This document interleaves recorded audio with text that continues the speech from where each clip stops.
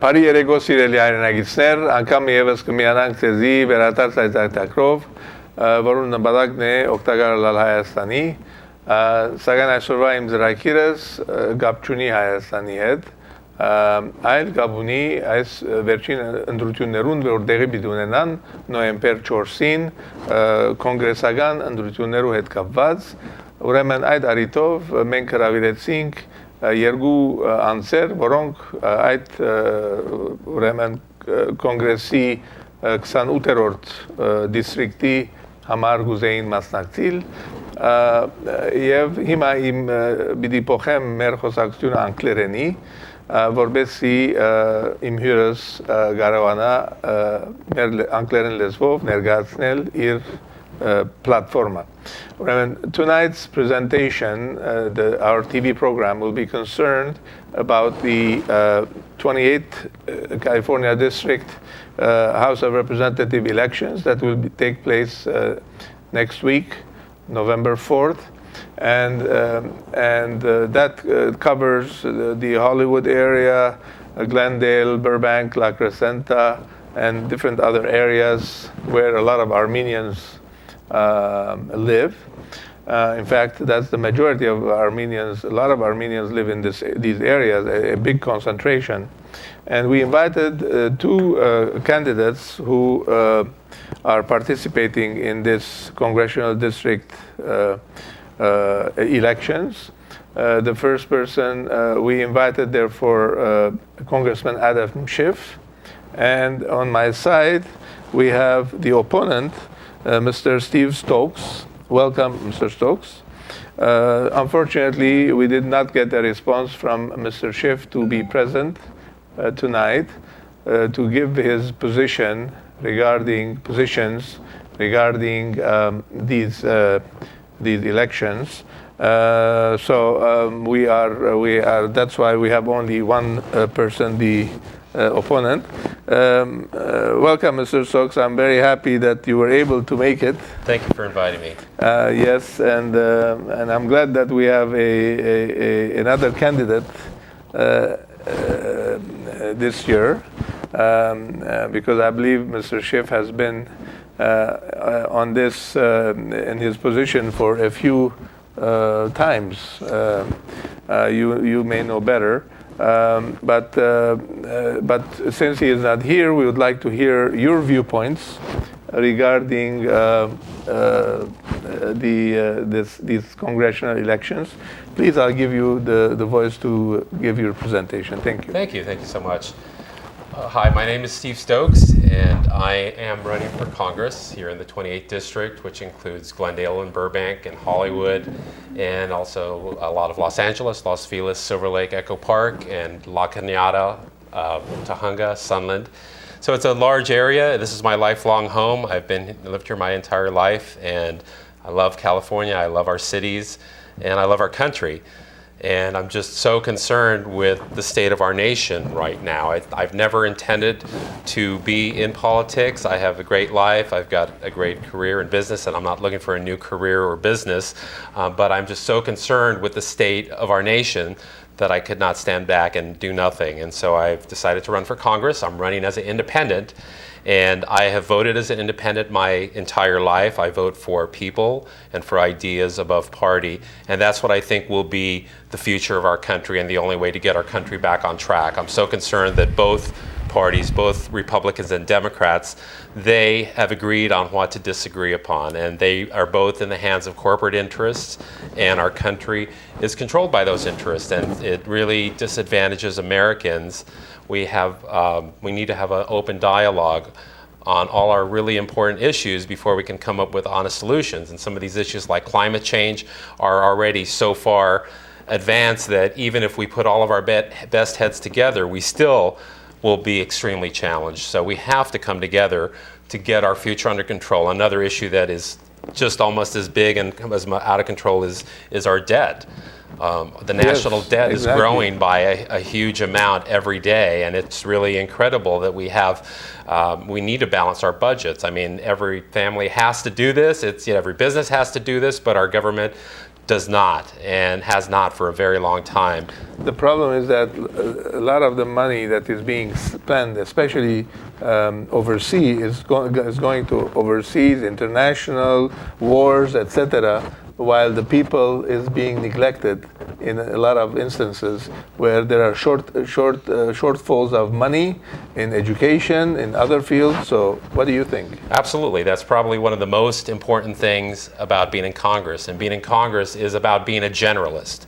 Everything, all of our issues are important, and you have to be prepared to deal with a wide range of issues. And our congresspersons, some of them, they're not scientists, they're not necessarily economists, but in Congress we need to look at all these issues: science, medicine, technology. All of these things are controlled by the actions in Congress, and which means basically looking into peaceful politics instead of war politics, which is what's happening in the Middle East today, in Ukraine, in other parts of the world.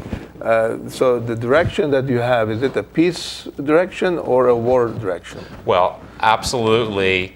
We need to keep our country secure, and that's really that's the purpose for a military, and we need to have a strong military to keep our country secure.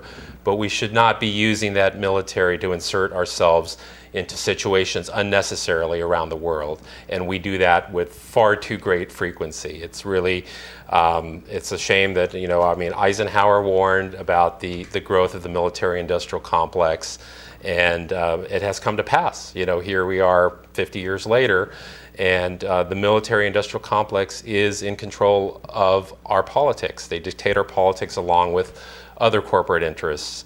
And we spend a huge amount of our budget on the military. We need to, keep our country safe, but I know we need to manage our budgets, both military budgets and other budgets, so that we have money to take care of all of the important programs that we need here. But there is, an extreme amount of unnecessary spending, especially in the military budget. To what extent the voice of the people or the needs of the people are met through these policies? And I see that in your presentation, you are representing the needs of the people and the voice of the people. Absolutely. That's really what it comes down to. We have our country is supposed to work to benefit us and to advantage Americans. The whole point of having a country is that we are in control and we dictate the policies that provide solutions for us. And we have to make sure and hold our representatives accountable for that. And on a whole list of issues, I disagree with our current incumbent, which is Mr. Schiff. He's been in office for 14 years. And first of all, I believe in term limits. So I don't believe anyone should be in office for more than 8 years in the House of Representatives. I feel that it's great that you get experience, and if somebody were to be reelected 4 times, that means that should be because they're doing a fantastic job, and no one should be reelected except by their record. So I don't believe that our representatives should be out campaigning when they're getting paid by the taxpayers to actually do a job. So it really, congresspersons are paid extremely well, and they should be serving, and they should be earning their reelection by their works and by their votes. And so there's far too much money in politics, and the reason I'm running as an independent is because that is the case in both parties. Both Democrats and Republicans equally are the hands of lobbyist control. One of the points that demonstrates this is Mr. Schiff. He voted for the Monsanto Protection Act, which is a bill to exclude producers of genetically modified foods from liability. Now, there's no company in the world should be excluded from liability. If Ford has an issue with their brakes, they're responsible for that. And to actually exclude a sector from judicial review was a terrible precedent. And it's incredible. Adam Schiff's a Democrat. Why would he vote for the Monsanto Protection Act?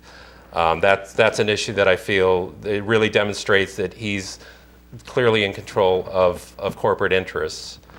Yes, of course. Monsanto is a big chemical company, and they have a big influence, and therefore I'm glad that you look at it as a humanitarian way, because the GMO, which is genetically modified foods, is being distributed worldwide.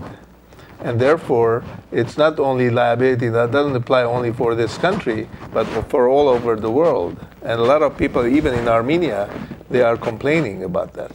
Absolutely, and many countries around the world actually ban GMOs outright. Yes. I'm not actually suggesting that we need to ban GMOs here in the United States, but I am suggesting I absolutely will fight to have GMOs labeled. Exactly. At the very least, we need to have our food labeled so Americans can make informed decisions about what they're eating. And what are some of the other points? Well, I'm also extremely concerned, and of course, with the fact that our country is under surveillance. It's just incredible that that we have surveillance, which obviously violates the Constitution, that's been in effect for the last 12 years, and the fact that we, as Americans, don't want this surveillance, and it's very clear that we don't. And I feel there's been a concerted effort by the media and by those in office to actually diminish and minimize this and kind of sweep it under the rug. And so,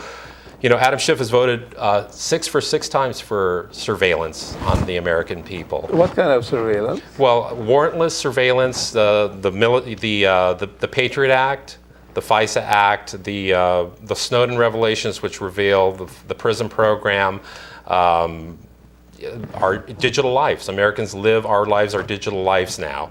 And when you mean computers, internet, email, all of that information which we use to communicate and do business, we expect, and we had every presumption to believe that it was secure, and that only if somebody was violating the law would there be a warrant for surveillance on that individual. But now we've of course learned that surveillance is universal, and there's so many negative effects from that. There's just the loss of privacy, the fact that ideas, business plans, if any data can be compromised, and the more time, and when it's compromised already unknowingly by the government, it's obviously open to further situations where the data is vulnerable. And so that needs to be stopped. Americans know that, we want that, and in fact, Adam Schiff actually on his website has stated that he's for reforming the NSA.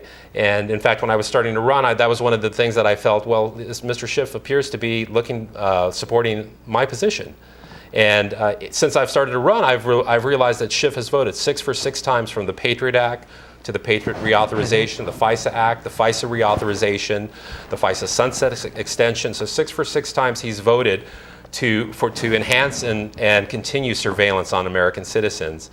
And just this year, June of this year, there was a well-regarded amendment, the Massey-Lofgren Amendment. Thomas Massey and Zoe Lofgren have a very well-regarded amendment by civil liberties organizations to reform the NSA. Schiff also voted against that just this year. So his words are hollow. The fact that he says that he wants to reform the NSA is patently false. And so he has a two-way of playing on two cards and trying to play on two ways, let's say. Okay, you say Schiff voted to arrest citizens without charges and detain them indefinitely? Yes, and I know so many citizens would be to even learn that such a law is on the books. That's the NDAA, National Defense Authorization Act from 2012.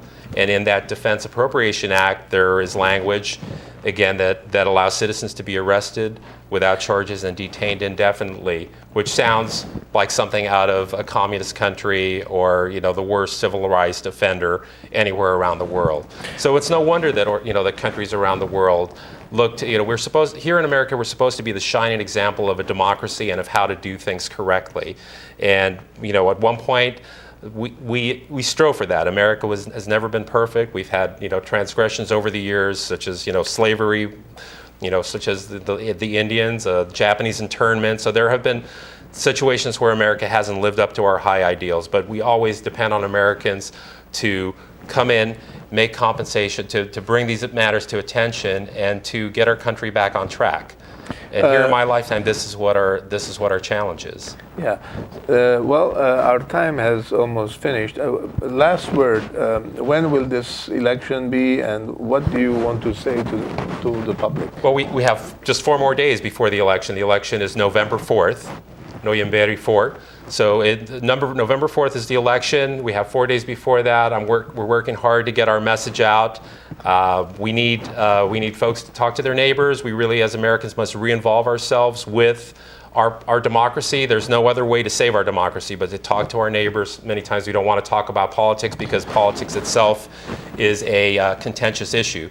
But we all need to talk to our neighbors.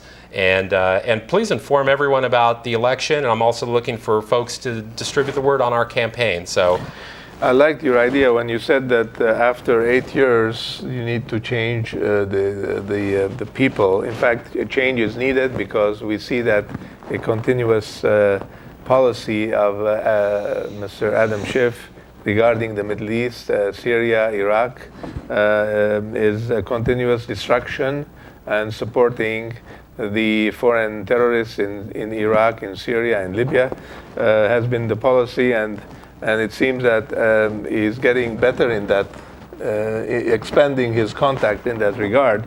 So thank you very much for coming, Mr. Stokes. Right now we're going to show a video regarding the position of Mr. Adam Schiff, Congressman Adam Schiff, regarding Syria. Let's take a look and then we'll come join you back. Thank you very much. Let me bring in Congressman Schiff. We've got about a minute left, Congressman. There's a growing sense that the Obama administration's international conference in Geneva isn't working, isn't going to solve the problem of Syria. Do we need a reset in the administration's policy, one, to oppose the Assad regime, two, to make sure that they live up to their commitments, which they aren't at this point, of turning over chemical weapons, and third, to address this growing extremist threat inside Syria, and especially the idea of them coming home to the U.S.? Well, first of all, that growing extremist threat that you mentioned that Mike was talking about is probably going to be the most pernicious threat to the country for the next 10 years. So it is a very serious problem. We're already seeing it in Egypt, where some of the jihadis trained in Syria are now attacking the Egyptian government. And, of course, they're trying to train people to attack us here on our homeland. In terms of the Geneva talks, they haven't been successful. In fact, no one has been successful here. Our policy hasn't. The Russians haven't been successful. The regime hasn't. The opposition hasn't. It's a bloody stalemate with horrific humanitarian proportions, of horrible proportions. Do we need a reset? It's hard to see what the reset will be. I'm not sure that the United States getting deeply militarily involved is going to contribute to an end to this conflict. I think we have to try to keep the pressure on with both a bottom-up strategy like we're seeing in Geneva, and more importantly probably is what will happen outside of Geneva, and that is we need to talk to the nations that are fighting by proxy in Syria, to the Iranians, to the Russians, to the Saudis, to the Turks, to the Qataris, and try to reach a resolution here. And I think the resolution is a Syria without Assad. He's not indispensable to any of us. There are goals we all want to see in Syria after the conflict, and they're not necessarily the same, but we don't need Assad in power. Of course, there's no indication that Assad plans to go anywhere. Congressman Schiff, Congressman McCall, I want to thank you both so much for coming in today. Thanks. Thank you for coming back to our show. Right now I have with me my second guest, Mr. Ara Manugyan, who will be presenting various issues regarding the policies that the United States is having in the Middle East, and especially the positions and the policies of Congressman Adam Schiff. And I want to give the voice right now to him. Let him start and let him give his presentation. Thank you very much. Thank you, Hada, for having me on today. Thank you. As you know, I've been as active as you have in this regard to what's going on in the Middle East, because it is a destructive policy. And it's not only affecting the people of the Middle East, but it's affecting the people at home here in the U.S. Their families that go to war, they lose their children, they lose fathers. You know, it's a tragedy. It really is a tragedy. And in the Middle East, of course, you know, there's been over 181,000 people that have been killed in Syria alone since this conflict began. And that's a tragedy. And that's why we have to be active. We have to be responsible people. These are our guns that are being used in Syria, in the Middle East, to kill innocent people, children, you know, and so on. And so what I want to do is... And they are doing it sort of indirectly through ISIS and through Al-Qaeda and all that. Well, I don't know if you want to say indirectly. I would say that's more like a proxy army. Whoever we're arming in Syria, because it's a sovereign nation and it has a democratically elected president, and now we saw that this Mr. Schiff saying Syria without Assad. Right, and that's the whole point. Is it's a sovereign nation, and what sovereignty, for those that don't know what sovereign means, sovereign is like the top of the top. It's the person. It is the ruler of that. So we're a sovereign nation. So our president is our leader. And though he doesn't always lead us the way that we'd like to see him lead, he's been elected, whether it's legitimately or not. He is our leader. We have to recognize him as our leader.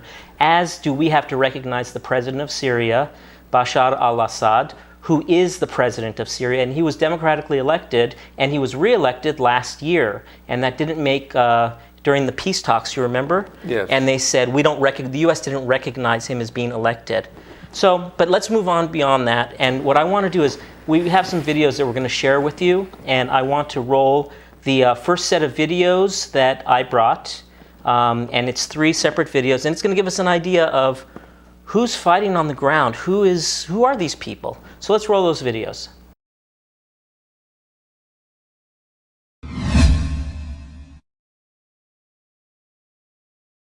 Is the United States supporting Al-Qaeda in Syria? Reality Check looked at a report by Reuters last week that indicates the answer is yes. So why did an Irish journalist claim that Ben was supporting propaganda in support of Syria's leader? Ben has the Reality Check you won't see anywhere else.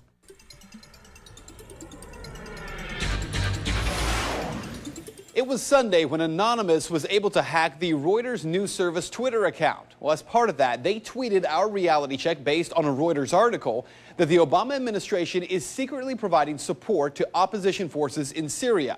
Here's a clip from that report. But the big question here that no one is asking, who are these rebels that the U.S. is supporting? Well, buried at the bottom of that Reuters article, quote, recent news reports from the region have suggested that the influence and numbers of Islamist militants, some of them connected to Al-Qaeda or its affiliates, have been growing among Assad's opponents. In response, a pro-opposition reporter from the Irish Times Online, Mary Fitzgerald, called our story pro-Assad propaganda. So is that true? Are we shilling for Assad? Or maybe we're just shilling for the truth. Fact number 1. There is no question that Al-Qaeda fighters are part of the opposition forces attempting to overthrow Syria's government. From the New York Times, July 25th. One Qaeda operative, a 56-year-old known as Abu Thuha, who lives near Kirkuk in Iraq, spoke to an Iraqi reporter from the New York Times on Tuesday. Quote, we have experience now fighting the Americans and more experience now with the Syrian revolution, he said. Our big hope is to form a Syrian Iraqi Islamic State for all Muslims and then announce our war against Iran and Israel and free Palestine. Well, we already know that much of the opposition in Libya to overthrow Gaddafi were Al-Qaeda fighters. But if we look at history, none of this is anything new. Fact number 2, the creation of Al-Qaeda wasn't Islamic fundamentalism. It was the CIA. The Mujahideen was created by the CIA to cause problems for the Soviets. And you might say that's crazy talk, right? Here's Secretary of State Hillary Clinton. To be fair, we had helped to create the problem we're now fighting. How? Because when the Soviet Union invaded Afghanistan, we had this brilliant idea that we were going to come to Pakistan and create a force of Mujahideen, equip them with Stinger missiles and everything else to go after the Soviets inside Afghanistan. So it's not a conspiracy theory, it's history. And it's history that's being repeated in Libya and now in Syria. But there is a bigger problem here, one that every American should be questioning. We're fighting Al-Qaeda in Afghanistan, but we're also bombing Al-Qaeda targets in Pakistan and in Yemen. And as we do that, something occurs known as collateral damage. Hundreds of civilians in Yemen have been killed in just the first half of 2012 by U.S. airstrikes aimed at Al-Qaeda fighters. From NPR. In the mid-May strike in Jar, for example, Yemeni officials said 2 militants and 8 civilians were killed. According to residents we spoke with, no militants were killed, but there were 17 to 26 civilian deaths. That was just one of more than 40 documented strikes this year alone. By the way, in that picture right there, that boy is 15 years old, and he was wounded while watching his father and brother die in one of those airstrikes. So what you need to know tonight is heavy. Our government is bombing sites around the world in an ongoing war with al-Qaeda. In Iraq, where al-Qaeda had no presence before the U.S. war, al-Qaeda is now thriving. The same al-Qaeda, yes, created by the U.S. government in order to harm the Soviets. And today, at least 13,000 civilians in Afghanistan are dead as a result of that war with al-Qaeda. So with all respect to Ms. Fitzgerald from the Irish Times, this is not propaganda. Rather, it is the question that every American should be demanding answers on from Congress and from this president. Why are we giving al-Qaeda fighters money and weapons to overthrow yet another government in the Middle East? Today, our government claims they're freeing the people of Syria. Tomorrow, if history tells us anything, we will be killing and wounding civilians in airstrikes and then referring to them as collateral damage in a war with an enemy who we brought to power.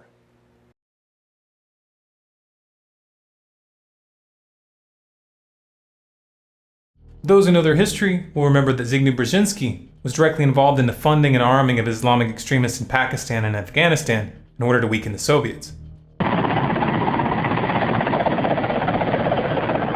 U.S. National Security Advisor Brzezinski flew to Pakistan to set about rallying resistance.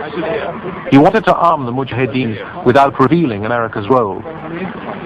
On the Afghan border near the Khyber Pass, he urged the soldiers of God to redouble their efforts. We know of their deep belief in God, and we are confident that their struggle will succeed. That land over there is yours. You'll go back to it one day, because your fight will prevail, and you'll have your homes, your mosques back again, because your cause is right, and God is on your side. By the way, Osama bin Laden just happened to be one of these anti-Soviet freedom fighters that the U.S. was funding and arming. This operation is no secret at this point, nor are the unintended side effects. I mean, let's remember here, the people we are fighting today, we funded 20 years ago. And we did it because we were locked in this struggle with the Soviet Union.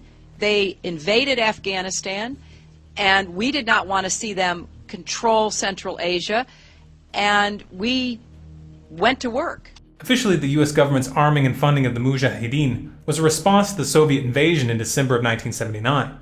However, in his memoir entitled From the Shadows, Robert Gates, director of the CIA under Ronald Reagan and George Bush Sr., and Secretary of Defense under George W. Bush and Barack Obama, revealed that the U.S. actually began the covert operation 6 months prior with the express intention of luring the Soviets into a quagmire. The strategy worked.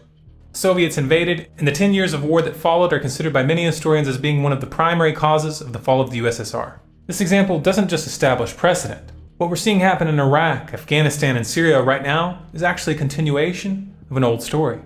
Al-Nusra and ISIS are ideological and organizational descendants of these same extremist elements that the US government made use of 30 years ago. The US then went on to create a breeding ground for these extremists by invading Iraq in 2003. Had it not been for the vacuum of power left by the removal and execution of Saddam, Al-Qaeda in Iraq, aka ISIS, would not exist. And had it not been for Washington's attempt at toppling Assad by arming, funding, and training shadowy militant groups in Syria, there is no way that ISIS would have been capable of storming into Iraq in June of 2014. On every level, no matter how you cut it, ISIS is a product of the US government's twisted and decrepit foreign policy.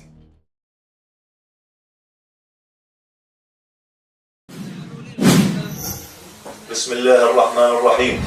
أنا المدعو صدام الجمل، القائد الثوري للجبهة الشرقية في هيئة الأركان، وقائد لواء الله أكبر التابع لتجمع الويد أحفاد الرسول. أعلن تبرئي من هيئة الأركان والمجلس العسكري والائتلاف، وبراءتي من القائد العام لألويد أحفاد الرسول الرائد ماهر النعيمي، والمدعو راغب الطعمة قائد تجمع أحفاد الرسول في دير الزور. وأعلن توبتي ولا أخشى في الله لومة لائم، وأوجه نداء إلى أخواني في الجيش الحر للتبرؤ من المجالس العسكرية وهيئة الأركان والائتلاف اللذان يدعوان إلى مقاتلة إخوان الإسلاميين وعدم تمكين شرع الله في الأرض. المشروع بشكل عام الجيش الحر كل مخابرات العالم مشتركة فيه. المخابرات الأردنية، المخابرات السعودية، المخابرات الإماراتية، المخابرات القطرية والغربية طبعا كلها اللي موجودة أكثرهم ما نعرفهم لكن موجودة. تقدر تقول أمريكا أكيد، بريطانيا، فرنسا، يعني الرؤوس هذول موجودين. تشكيل باجتماعات الأركان، باجتماعات المجالس العسكرية كله يكونوا موجودين. بالفترة الأولى للثورة السورية كان الملف مستلمته قطر، بعد فترة غيروا على السعودية يعني بحجة أن قطر ما تدعم غير إخوان المسلمين وأن مشروع فاشل سوري، فاستلموا الملف المخابرات السعودية في الفترة الأخيرة. أمير سلمان يعني يشغل منصب نائب وزير الدفاع السعودي وهو مسؤول عن الملف السوري حاليا. يعني قلت لك قطر كانت مسؤولة فهو استلم الملف عنه الأمير سلمان. طبعا الأمير سلمان معروف أنه أخو الأمير بندر آل سعود. كانت موجودة المخابرات الأردنية والقطرية والإماراتية وسليم إدريس، ما كان في مخابرات عالمية موجودة. نعم الجيش الحر. طبعا المنطقة الجنوبية يعني أنا نعرف كونها بالأركان الغوطة أو الشام أو درعا، تدربت كوادر كثير بالأردن على يد المخابرات اللي كانوا الأردنية أو الغربية، والكل يعرف أن الأردن يعني مخابرات إسرائيلية. إسرائيل موجودة بالأردن، كل الناس تعلم هذا الشيء.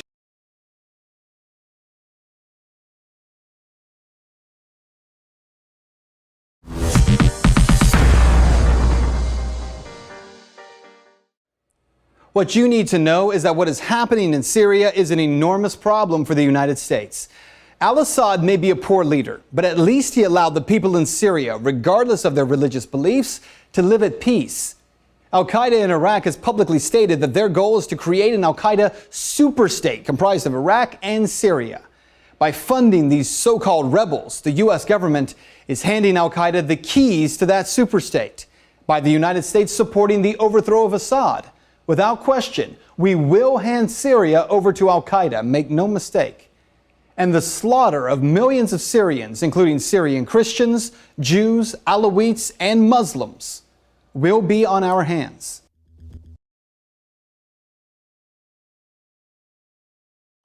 About 10 days after 9/11, I went through the Pentagon and I saw Secretary Rumsfeld and Deputy Secretary Wolfowitz. I went downstairs just to say hello to some of the people on the Joint Staff who had used to work for me, and one of the generals called me in. He said, "Sir, you got to come in. You got to come in and talk to me a second." I said, "Well, you're too busy." He said, "No." He says, "We've made the decision. We're going to war with Iraq." This was on or about the 20th of September. I said, "We're going to war with Iraq. Why?" He said, "I don't know." He said, "I guess they don't know what else to do." So I said, "Well, did they find some information connecting Saddam to Al-Qaeda?" He said, No. He says, "There's nothing new that way. They've just made the decision to go to war with Iraq." He said, "I guess it's like we don't know what to do about terrorists, but we've got a good military and we can take down governments." And he said, "I guess if the only tool you have is a hammer, every problem has to look like a nail." So I came back to see him a few weeks later, and by that time we were bombing in Afghanistan. I said, "Are we still going to war with Iraq?" And he said, "Oh, it's worse than that." He said, he reached over on his desk, he picked up a piece of paper, and he said, I just got this down from upstairs," meaning the Secretary of Defense's office today, and he said, "This is a memo that describes how we're going to take out 7 countries in 5 years, starting with Iraq and then Syria, Lebanon, Libya, Somalia, Sudan, and finishing off Iran." The truth is about the Middle East is, had there been no oil there, it would be like Africa. Nobody is threatening to intervene in Africa. The problem is the opposite. We keep asking for people to intervene and stop it. And there's no question that the presence of petroleum throughout the region has sparked great power involvement. Whether that was the specific motivation for the coup or not, I can't tell you, but there's always been this attitude that somehow we could intervene and use force in the region. So this is what we have. This is the reality. This is, as Ben Swan said, this is history. This is not a conspiracy theory. It's what's going on. And to better understand who Adam Schiff is, I just want to give you a general idea who supports Adam Schiff.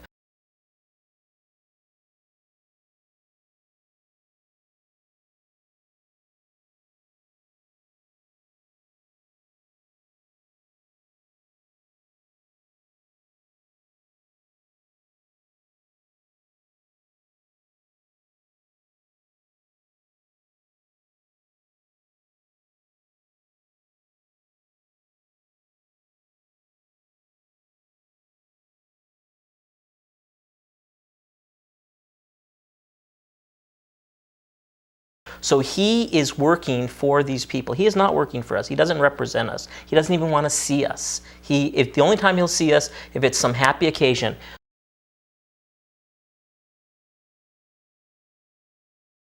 Is it fair to say that people who occupy your office, the people who have your ear, are more likely to be people who have larger checkbooks or represent PACs that have larger checkbooks? You know, it depends a lot on the member. We meet with everyone who seeks an appointment. All of my constituents are welcome here.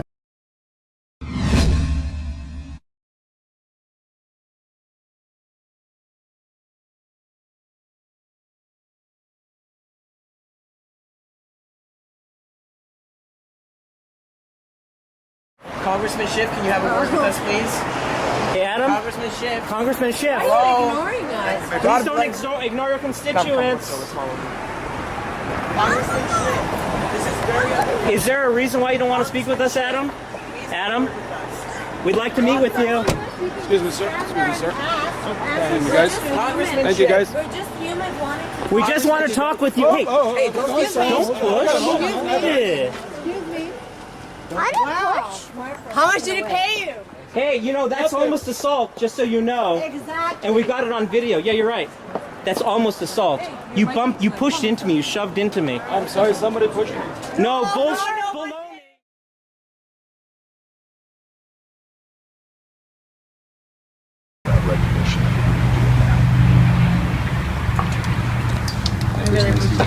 Hey, Adam. I know. Adam, is there a chance we're going to be able to meet at some point? Adam?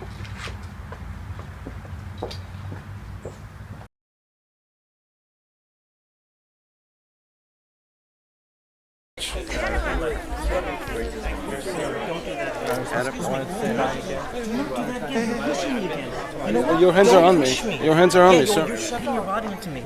So get away from me. Vic, just... Are we going to have a meeting eventually? Seriously, Adam. You and I met before. I know, but I want to speak to you about the Syrian issue. Well, it's one thing if you want to speak to me, it's another thing if you want to have me on your show. And No, I you don't have want you on the show. you have every right to do that, but I have every right to decline. I know. Oh, so and are you declining me? I'm respectfully declining being on your show. No, I don't want it on my show. I want to meet with you. We've offered that, but you said you won't do it without your camera. So. That was in October. I set up an appointment just to meet. Right. So would you meet with me without? I'd be happy to consider it. Okay, so I will look forward to. Should I call your office again? And You certainly may. Okay, I'll do that tomorrow. Thank you.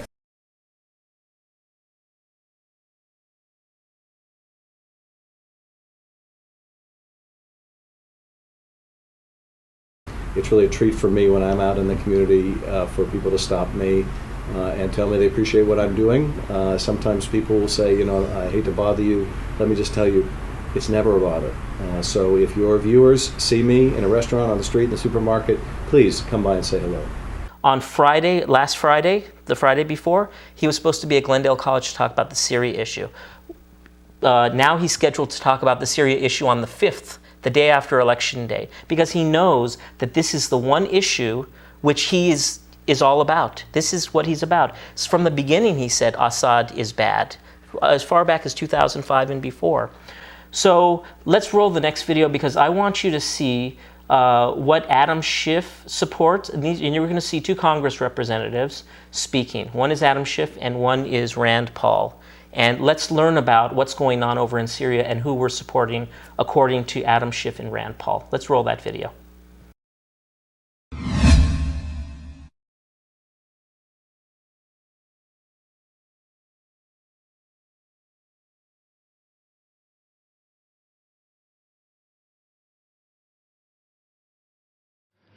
Mr. Speaker, this afternoon I will cast my vote to approve the President's funding to train and equip the moderate Syrian opposition forces.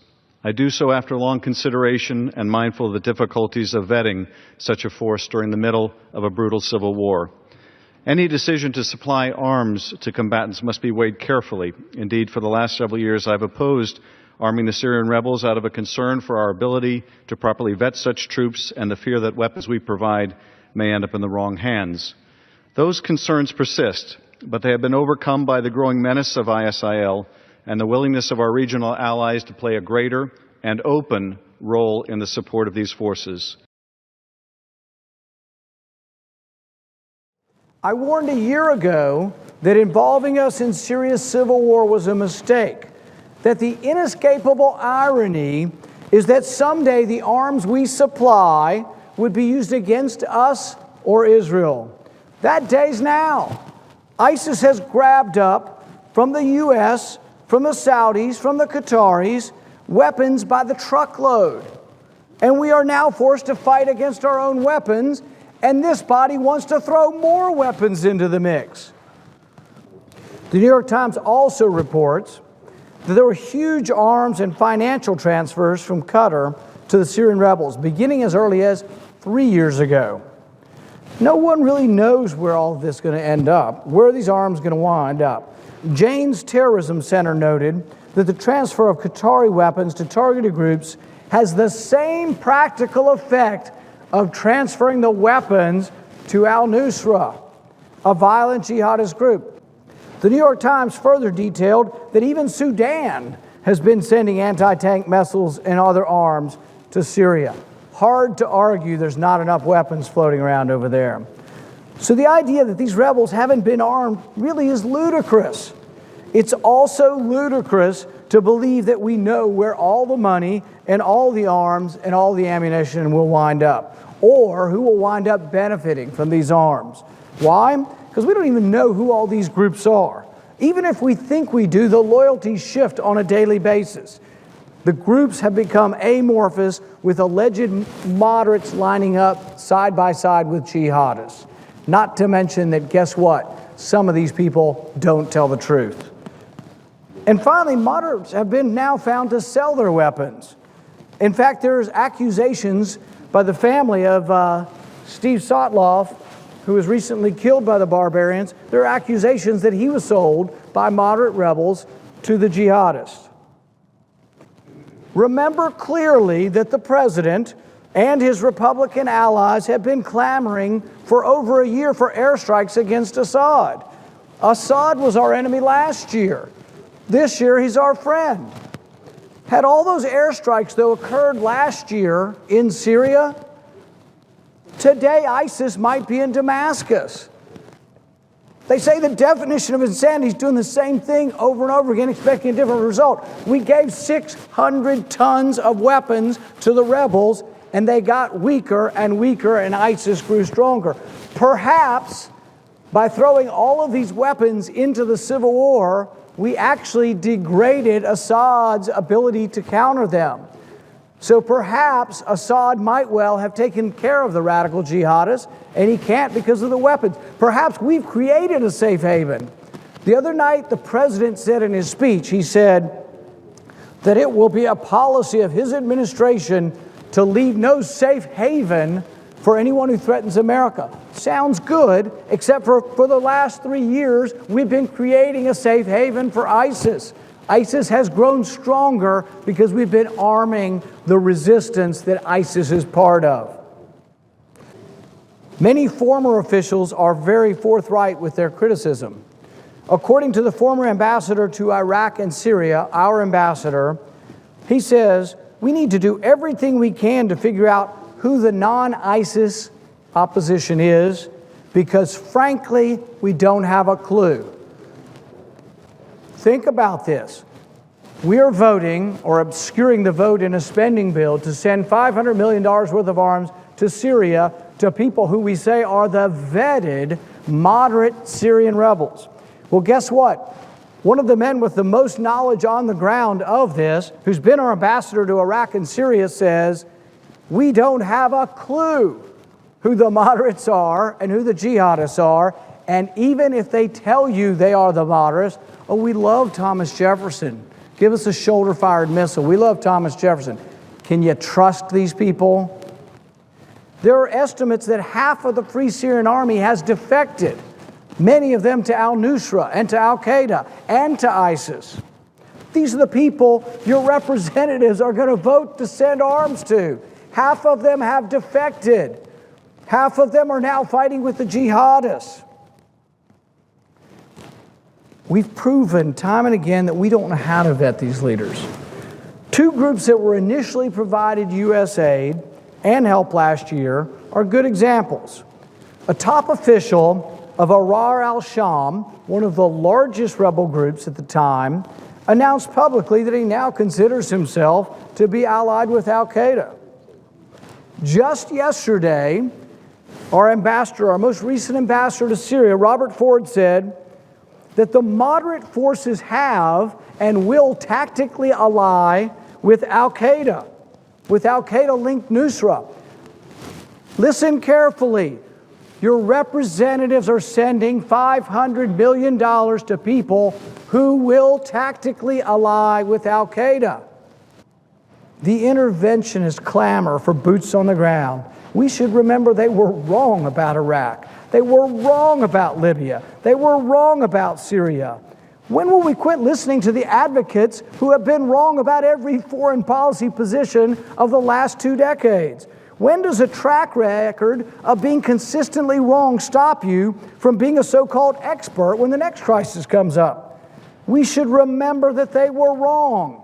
There were no WMDs. That Hussein, Gaddafi, and Assad were not a threat to us. Doesn't make them good, but they were not a threat to us. We should remember that radical Islam now roams the countryside in Libya and in Syria and in Iraq. We should remember that those who believe that war is the answer for every problem were wrong. You've all heard it before. Toppling Gaddafi led to a jihadist wonderland in Libya. Toppling Hussein led to chaos in Iraq that we're still involved with. Toppling Assad will lead to more chaos and greater danger to America from the jihadists. So, Harut? What a difference between what Adam Schiff says and what Mr. Paul says. Yes. And Mr. Schiff from the beginning said that this is a civil war. There was no civil war in Syria. There was no uprising in Syria. Even if there was, it may be 2 or 3%. That does not make the whole country an uprising. That would mean that Occupy Wall Street was a civil war going on in America when that started.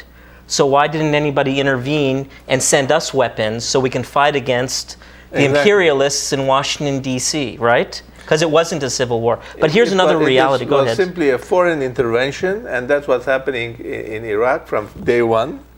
And when we say foreign intervention, this is U.S., Israeli, Turkish, and Saudi managed plan to destroy the Middle East and to control the oil, which was presented by the General Wesley Clark. Yes. So, and now after all these presentations that we saw, how can anybody believe what the United States or its mainstream media is saying about the current conflict involving the Islamic State? How can you believe France or the United Kingdom? So this is unbelievable that the people of this country is, especially Armenians, because this is a matter of justice, and there's genocide happening in the Middle East, And we have Armenian organizations, no need to give names, Armenians who have suffered genocide. Today we have Armenian organizations supporting people like Adam Schiff, who is supporting destruction of the Middle East, genocide and massacres.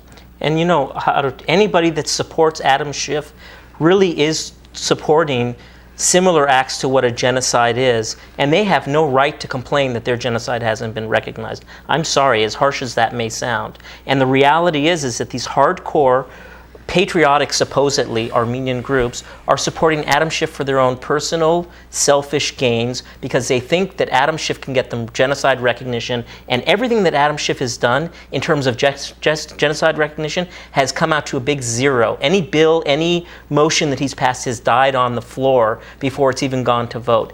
Adam Schiff has done nothing except do that of his supporters, and his supporters, again, are pro-Israeli organizations, or companies that are pro-Israeli, and it's on the website. We'll have that posted on No Bombs for Syria. Defense. Every time a war goes on, more weapons have to be made, and these are the people that Adam Schiff works for. He doesn't work for us. And I want to share one other fact about Adam Schiff. Adam Schiff's family hasn't lived in the 28th district since 2002. In his second term, he sold his home and moved his family back to Maryland, and they live at 82, you can Google this on Google Maps or Google Street, it's there. 8204 Windsor View Terrace, Potomac, Maryland, 20854. And there is where his children go to school, and there is where his wife is involved in the PTA, and there is where he spends the majority of his time. He comes and he visits us here, and he has a rented apartment in Burbank. He lives on 1st Street in Burbank down near the mall. And this is who Adam Schiff is. This is who Adam Schiff is. Anybody that votes for Adam Schiff this time around that knows what's going on, all I can say is God be with you, because the terrorists that we're creating, that Adam Schiff is helping to create, are going to come here one day, as they're warning us about. They're not a threat today. Syria has never posed a threat to us. Iraq has never posed a threat to us. Iran has never posed, none of these countries have posed a direct threat to us. So what I'd like to do, Harut, is I'll let you decide. Which video would you like to show? Before that, I just want to say that the Western powers, are they really concerned of overthrowing the ISIS or overthrowing the Syrian government of Bashar al-Assad?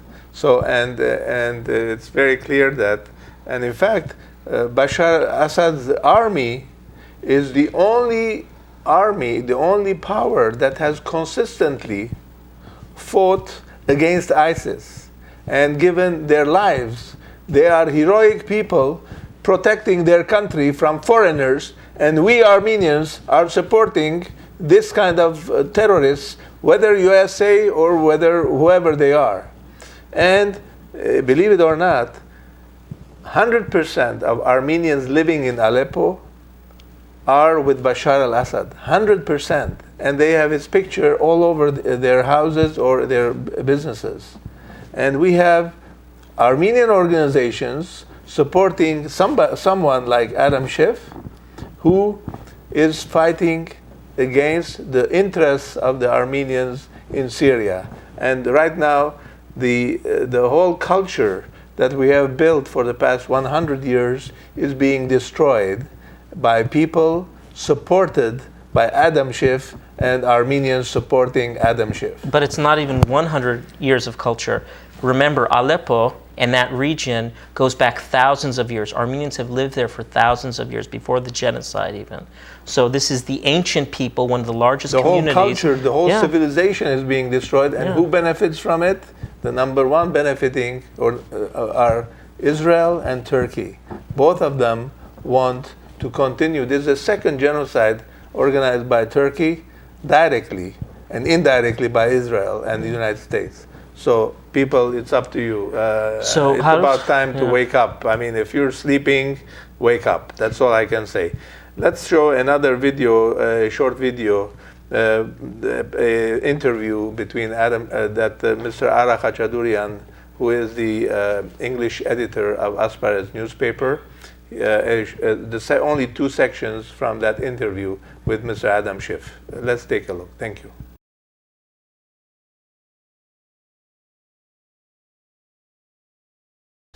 But all this points out the difficulty that we've had in getting Turkey mobilized. They have been, thus far, a very reluctant partner in the coalition to fight ISIS. Earlier on, Turkey had a very open border, and a lot of ISIS fighters could get into Syria by transiting through Turkey. Turkey was the main hub for fighters going in.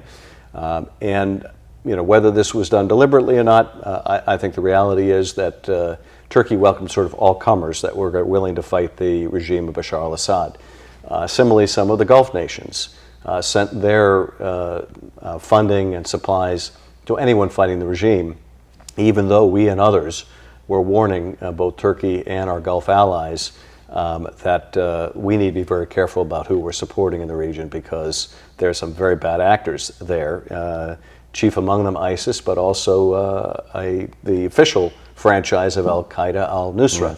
So, there's a continuing responsibility for those Gulf allies, as well as Turkey, to clamp down on weapons and money getting to the ISIS fighters.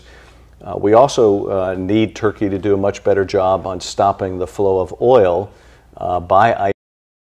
Welcome back, everyone. I'm continuing my conversation with Representative Adam Schiff. Thank you once again for coming to the studio. We're talking about Turkey's role in the conflict right now vis-a-vis ISIS, but I'm also looking at the U.S. response, sort of a disparity, as if you will, in the last couple of months about various different crises. Here is the U.S. imposing these rather rough sanctions on Russia for, annexing Crimea and moving into Ukraine. But what Turkey is doing right now, I think, warrants some kind of a sanction from the United States.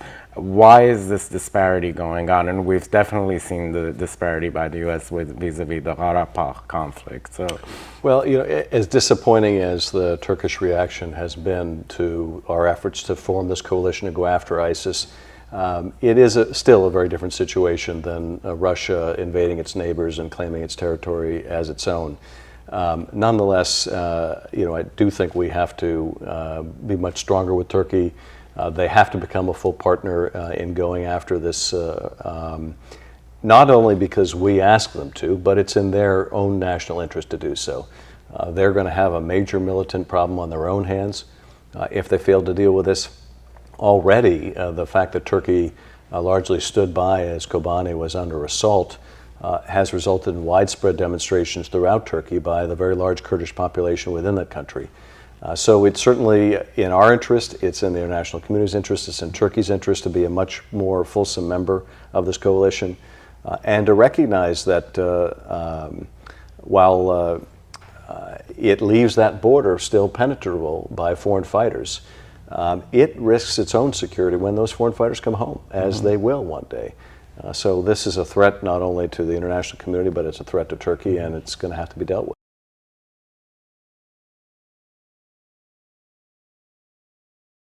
Դեսանք ինչ ծևի պասիվ մոդեցում ունի Adam Schiff-ը Թուրքիո հանդեպ Թուրքիո մեջ ով ջան չի շարժիր առանց Ամերիկայի գիտակցության եւ հրամանին ուրեմն երբ որ Թուրքիան այդ բոլորը գնե եւ Ամերիկան ոչինչ գնե ասե թե Ամերիկան եւ Թուրքիան միասին են եւ հետեւաբար մարդու վրա խնդագոր բարոն Adam Schiff-ը երբ ինքը ոչինչ գնե հիմա պիտի դենք ուրիշ տեսարիզմը. So let me just introduce this really quick, this video that's coming up. This video that's coming up is what not only the mainstream media doesn't talk about, but even alternative media doesn't talk about. So let's roll this and let's find out, what is this conflict really about?